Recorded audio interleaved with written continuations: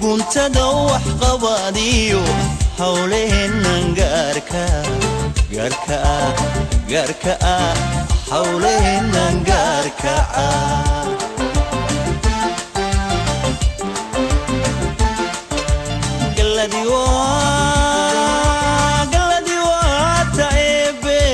uguntada wax qabadiyo hawleenan gaarka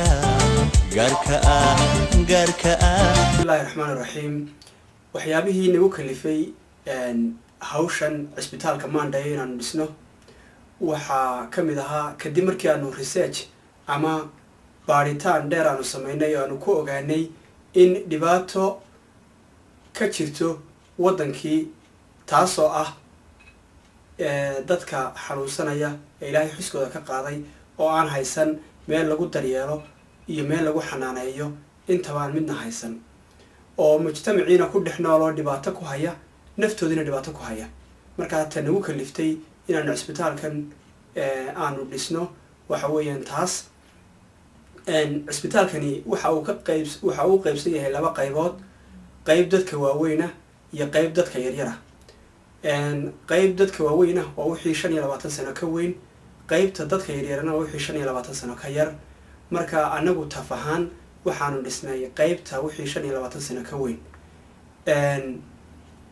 waxaana qaybtu ama department-kan aanu dhisnay uu ka kooban yahay 15 qol xafiisyadoodii hoolashoodii deerarkoodii iyo waxa weeyaan sida aad imka daawanaysaanba waxaan jecelahay inaan u hambaliyeeyo ama aan u mahadnaqo dhammaan ciddii gacan ka geystay hawshan ee na taageertay shacabweynaha reer Somaliland oo aad runtii noo taageeray iyo xubnaha ururka TAF oo runtii iyagana aan aad iyo aad leeyahay Ilaahay hadii ka jisaysiiyo sababtoo ah hariya habeen waxay u taagnaayeen sidii ay maartay barnaamijyadan horumarinta ay uga qayb qaadan lahaayeen waxa kale oo runtii aanan ilaaweyn gudida horumarinta gobolka Togdheer maxamuud aadan dari maxamed xuseen yaasiin